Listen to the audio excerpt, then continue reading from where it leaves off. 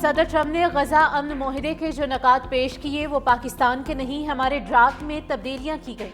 نائب وزیر اعظم وزیر خارجہ اسحاق ڈار کا قومی اسمبلی میں اظہار خیال، کہا صدر ٹرمپ کے نکات میں منو ان وہ نہیں جو ہم نے دیے، اس میں تبدیلیاں کی گئی۔ مسئلہ فلسطین پر سیاست کی گنجائش نہیں، اگر اقوام متحدہ غزہ میں ظلم نہیں رکوا سکتی تو اس کا کیا فائدہ؟ دو ریاستی حل پاکستان کی پالیسی ہے، معاہدہ مسترد کرنا اسرائیل کو جارحیت کی اجازت دینے کے مترادف ہوگا۔ غزہ کے حل کے لیے بلائے گئے اجلاس میں 8 ممالک کی طرف سے 20 نکاتی پروپوزل دیا گیا۔ سیکیورٹی فورسز کی بلوچستان کے علاقے شیرانی میں انٹیلیجنس بیسڈ کارروائی۔ ISPR کے مطابق کارروائی کے دوران بھارتی فنڈڈ فتنہ الخارج کے 7 دہشت گرد مارے گئے۔ دہشت گردوں کے ٹھکانے سے اسلحہ، گولہ بارود اور بارودی مواد برآمد۔ ہلاک دہشت گرد علاقے میں متعدد دہشت گرد کارروائیوں میں ملوث تھے۔ مزید دہشت گردوں کی تلاش کے لیے کلیئرنس آپریشن جاری۔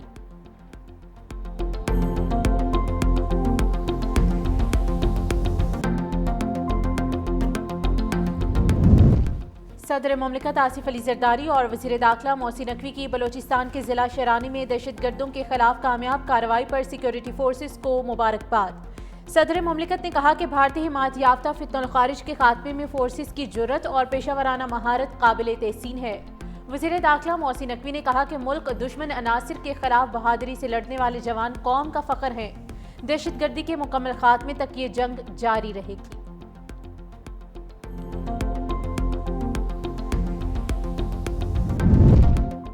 وزیر اعلیٰ پنجاب کے بیانات پر پیپلز پارٹی کی ناراضی برقرار۔ پیپلز پارٹی ارکان کا قومی اسمبلی اجلاس سے واک آؤٹ۔ پیپلز پارٹی کے سینئر رہنما نوید قمر نے کہا کہ ہم نے گزشتہ اجلاس سے بھی واک آؤٹ کیا تھا، آج بھی حالات ویسے ہی ہیں۔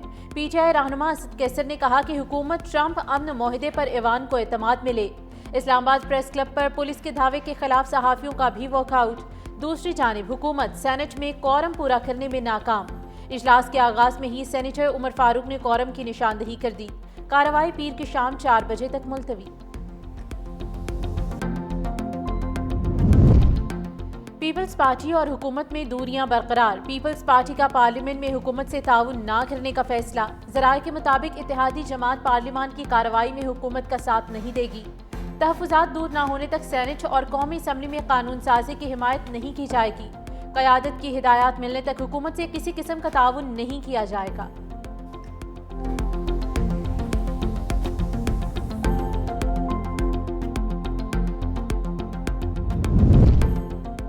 حکومتی مذاکراتی ٹیم اور عوامی ایکشن کمیٹی کے درمیان مذاکرات آج دوبارہ ہوں گے۔ گزشتہ روز فریقین کے درمیان مسائل کے حل پر تفصیلی گفتگو ہوئی۔ راجہ پرویز اشرف کی قیادت میں حکومتی وفد میں رانا ثناءاللہ، احسن اقبال، سردار یوسف اور قمر زمان قاہرہ ٹیم کا حصہ۔ ڈاکٹر طارق فضل، مسعود احمد اور امیر مقام بھی مذاکراتی وفد میں شامل۔ ذرائع کے مطابق آج کی بیٹھک میں مسائل کے حل کے لیے لاہے عمل طے ہونے کا امکان۔ حکومتی وفد کا کہنا ہے کہ عوامی ایکشن کمیٹی کے جائز مطالبات ضرور تسلیم کیے جائیں گے۔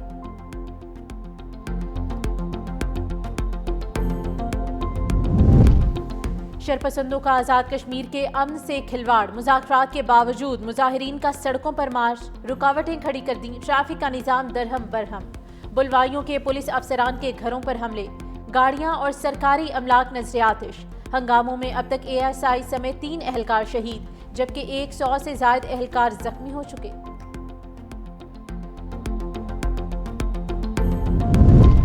وزیر اعلیٰ سندھ کی زیر صدارت سندھ کابینہ کا اہم اجلاس اور 6 اکتوبر کو طلب۔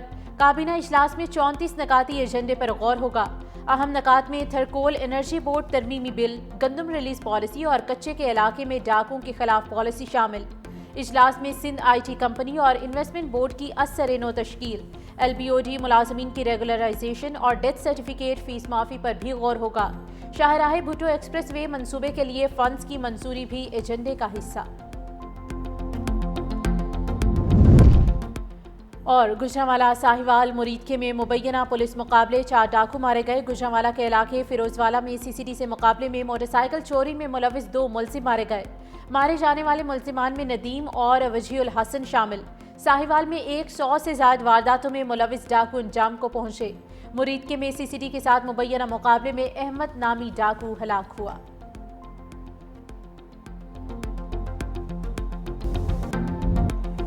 ग्लोबल स्मूथ फ्लोटेला से होनी बर्बरियत के आगे चट्टान बन गया। सफाक इसराइली फौज का इमदादी काफिले पर हमला।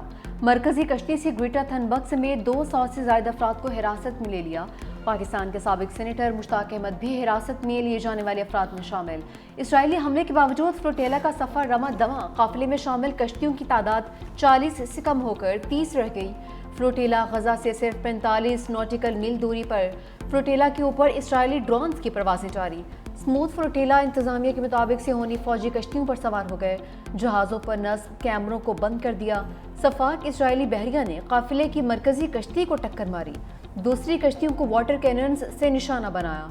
इसराइली फौजियों ने मरकजी कश्ती में दाखिल होकर गिरफ्तारियां की। इसराइली वजारत खारजा का कहना है ग्लोबल स्मूथ फ्लोटेला के मुसाफिरों को यूरोप डिपोर्ट किया जाएगा। स्मूथ फ्लोटेला को बाहिफाजत रोक लिया है। गिरफ्तार अफराद को इसराइली बंदरगाह पहुंचाया जा रहा है।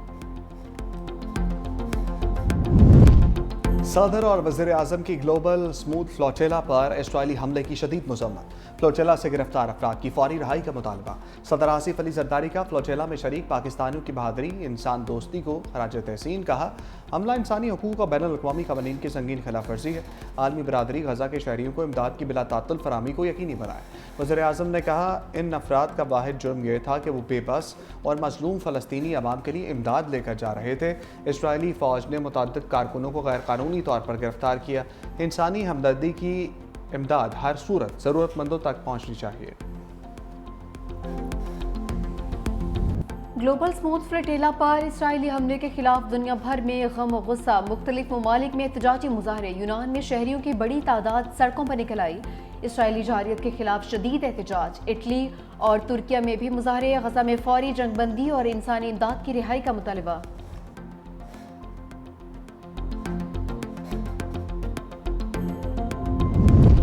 ग्लोबल स्मूथ फ्लोटेला पर इसराइली हमला। कराची से पेशावर तक एहतजाज। फ़लस्तीनी फाउंडेशन के ज़रिए एहतमाम कराची प्रेस क्लब के बाहर मुजाहरा।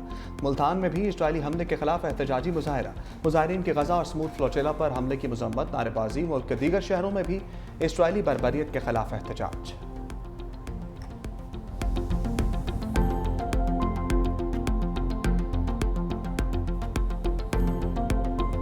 मरियम नवाज शरीफ पंजाब की मुहाफिज है। मेरा काम है कि अगर पंजाब की कोई तजलील करे, पंजाब को कोई निशाना बनाए, तो मरियम नवाज शरीफ उसका दे। पंजाब की बात अगर मरियम नवाज शरीफ नहीं करेगी तो और कौन करेगा? और इस पे मरियम नवाज शरीफ कभी माफी नहीं मांगेगी। सैलाब आया तो मुझे ये लेक्चर दिए जा रहे थे कि दुनिया के आगे हाथ क्यों नहीं फैलाते, अब बस कर दो। इन बातों में कभी ना आना कि उसके पास कम है और उसके पास ज्यादा है। सबके पास वसाइल है। बाकियों के वसाइल कहाँ जाते हैं? मरियम नवाज शरीफ की बेटी है। वो कभी अपने लोगों को कशकोल पकड़ने का नहीं कही। वज़ीर आला पंजाब मरियम नवाज का मुआफ़ी मांगने से साफ इनकार। मुखालफीन को एक बार फिर लफ्ज़ी शिकंजे में ले लिया। लाहौर में तकरीब से खिताब करते हुए कहा कि पंजाब को जब कोई निशाना बनाएगा तो जवाब दूंगी। बतौर वज़ीर आला अगर मैं पंजाब की बात नहीं करूंगी तो कौन करेगा? मैं कभी भी मुआफ़ी नहीं मांगूंगी। सैलाब ने मुझे आलमी इमदाद मांगने का लेक्चर दिया गया। कभी अपने अवाम को कशकोल पकड़ने का नहीं कहूँगी। इज़्ज़त नफ्स मजरूह नहीं होने दूंगी। मजीद बोली, जो आपको जलाओ घिराओ की तरगीब दे वो आपका सबसे बड़ा दुश्मन है। 9 मई को बच्चों को मुल्क पर हमला करने का कहा गया। खुद के बच्चे बाहर बैठे हैं। हमला करने वाले बच्चे जेलों में रुल गए। जिस मुल्क में इतने टॉपर हों उसे कभी सवाल नहीं आ सकता।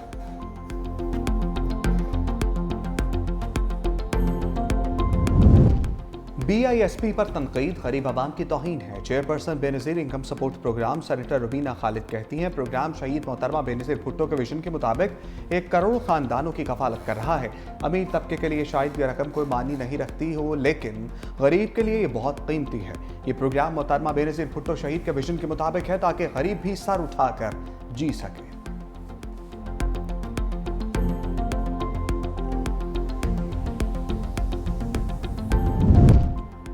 तहरीक इंसाफ को मखसूस सीटें देने का फैसला करदम। सुप्रीम कोर्ट का तफसीली फैसला। मखसूस सीटों का केस, नजर सानी दरख्वास्तों का मंजूरी का तफसीली फैसला जारी।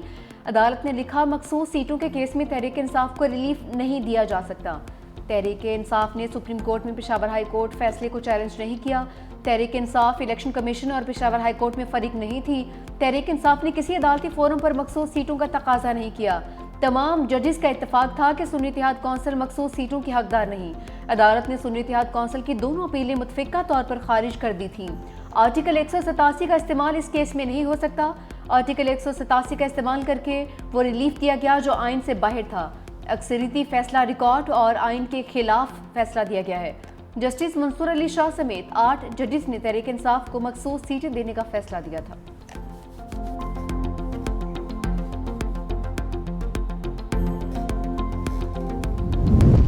بانی تحریک انصاف کی قانونی مشکلات بڑھ گئیں۔ بانی اور بشرا بی بی کے خلاف توشہ خانہ 2 کیس مقدمے کی سماعت آج اڈیالہ جیل میں ہوگی۔ بانی پی ٹی آئی کے وکلاء کو کیس کی نئی تاریخ کے حوالے سے آگاہ کر دیا گیا۔ 3 ستمبر کو بانی پی ٹی آئی کے وکیل گواہ محسن ہارون پر جرح کریں گے۔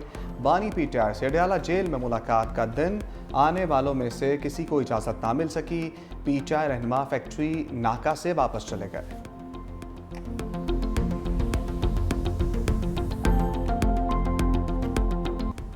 وزیراعظم شہباز شریف لندن سے پاکستان کے لیے روانہ۔ اپنی رہائش گاہ لندن سے لوٹن ایئرپورٹ پہنچے۔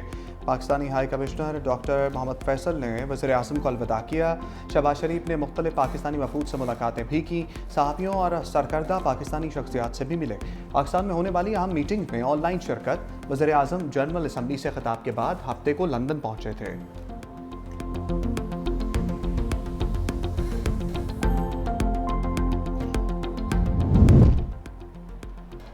آئی ایم ایف مشن کا بعض امور مکمل نہ ہونے پر عدم اطمینان کا اظہار۔ قوانین میں اصلاحات پر تاخیر سے متعلق معاشی ٹیم سے وضاحت طلب کر لی۔ آئی ایم ایف اور پاکستان کے درمیان قرض پروگرام پر اقتصادی جائزہ مذاکرات۔ Memorandum of economic and financial policies کے اہم اہداف ابھی تک نہ مکمل۔ ذرائع کے مطابق 10 اداروں کے قوانین میں جون تک ترامیم پر ہدف بھی تاحال نامکمل ہے۔ پورٹ قاسم اتھارٹی ایکٹ اور گوادر پورٹ آرڈیننس میں ترمیم مکمل نہیں ہو سکی۔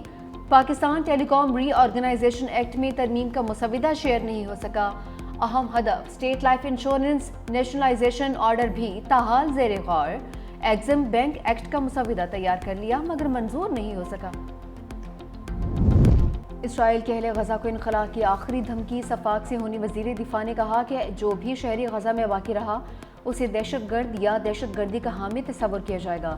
صہیونی وزیر کی دھمکی کے بعد غزہ پر شدید بمباری۔ مزید 41 نہتے فلسطینی شہید۔ انصار دیر اربلا، خان یونس، الاقصی یونیورسٹی پر ڈرون حملے۔ بے گھر افراد کے خیموں کو بھی نشانہ بنایا گیا ہے۔